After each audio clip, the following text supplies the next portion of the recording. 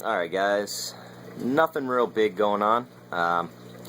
Decided to give this Fiji Mud a try. I've been looking on the web for something positive, real good reason why to try it, and I've been looking for some real good reasons why not to try it, to really influence my decision here. I don't really like changing anything. This system's been running about 3.5, almost 4 years now. Moderately light bioload here. It's a 125 gallon. Always had good luck using the live sand. I don't really like live rock rubble per se in my refugium. It seems to break up my algae too much, so I just usually run a live sand with maybe 1-2 pieces of rubble in the corner to give copepods a little area for breeding, other than the sand. I actually ended up going to a pet store today and picked up a 12-pound tub of the Fiji Mud, similar to your Miracle Mud, your mineral mud that a lot of people are looking for some information on. I probably wouldn't have made the dive into it for 80 bucks for 12 pounds. I mean, just not a realistic product at that point if you have to, keep adding boosters, yada yada, so and so on. But it was half off, $36.99. I decided to give it a shot. Right now I am currently 125 Reef, running a Npx Biopellet reactor, running a Phosban reactor. Nitrate levels are already near zero. They never register.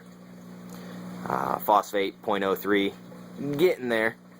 Like another decimal place on that, but it's what it is. I am using tap water, so with those parameters, I think it's pretty satisfactory.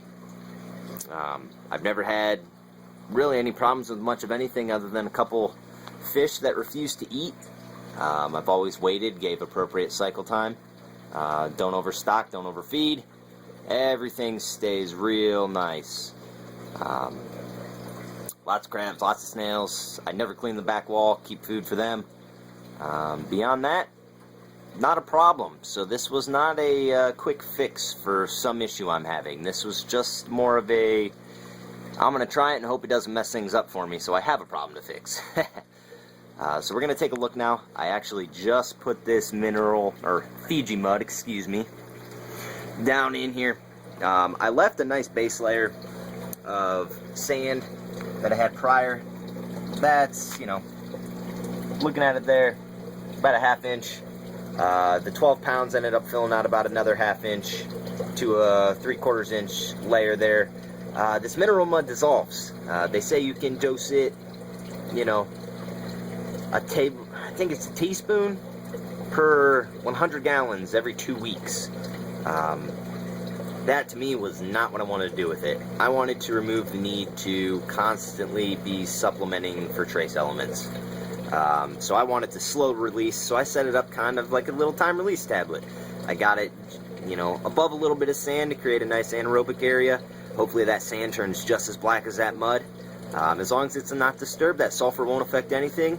And with, this type of system, you can always shut it off if you have to clean it. That way you can drain any sulfur-filled water if you do have to change out media. I layered it in. I put in a thin layer of sand, about a ½ inch. The whole tub of Miracle Mud, or Fiji Mud, ended up getting a little thicker on the back because I couldn't really see what I was doing when it started to clog. But either way, seems to be relatively even for the most part. I then went back and put another layer of sand on top to keep that stuff from just dissolving and going everywhere on me. Here I'm just sitting here waiting for this guy to clear up.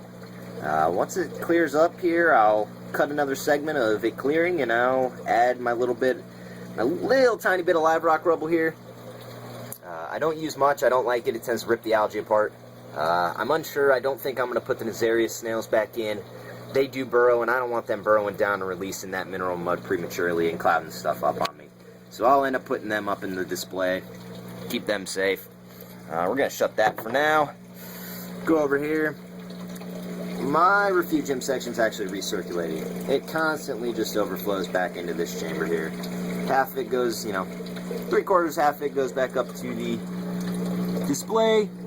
Got a little baffle box on there to stop any Kato from getting in. I made that. It's a 1/4-inch acrylic box drilled evenly top, bottom, and side and front. The bottom is actually not drilled. It's the sides, the top, and the end. That way it doesn't suck any of that detritus up off the ground, but it pulls from higher up in the water column. It kind of keeps it collecting there so I can siphon it out, get rid of it here and there. Got some Biomax, one single rock, and that's just because I got a purple reef lobster down here. He loves to eat all that detritus for me. Works great. I'm going to close this door, move over to the next one.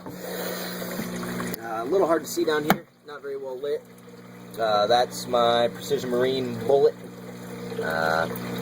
collection. Runs down from a tube from my Bullet 1 skimmer. Let me open up this other door here. Maybe it'll let some extra light in. There we go. Fortunately, this camera, I broke the flash, so it's not going to work so well that way. I'm running both reactors. Biopellets are going crazy back there. They pretty much do all the filtration for me. I replace those about every 3 months when they start depleting. GFO, got a sponge filter just for a little bit of aeration. It also grows sponges, ironically, all over it, absolutely covered. I wish you could see that. Then we scoop, runs through the skimmer, runs over these baffles into the return, and then into the recirculating refugium, constantly turning over a little bit of water. I generally keep the flow rate at about 150 gallons per hour, real low. I get a little bit of cyano down here, but it never really makes it up into the display, and I'm okay with that. I just scrape it out. It's another way to remove nutrients, so it works. I actually am getting down here to my, about have to add water. You know, went on vacation, had a minimum max line I had to draw on here to keep a buddy from overfilling it for me or underfilling it. Make sure he kept an eye on it, which he did a real good job. Titanium heater, dual adjustment, keep my temperature about 79 degrees. But I don't want to go too much into it here before I make this next cut into whether or not, you know, whether or not it really clouds up the tank, and we will see in hopefully about a half hour. I'll set the next cut up here, and it'll finish this video off.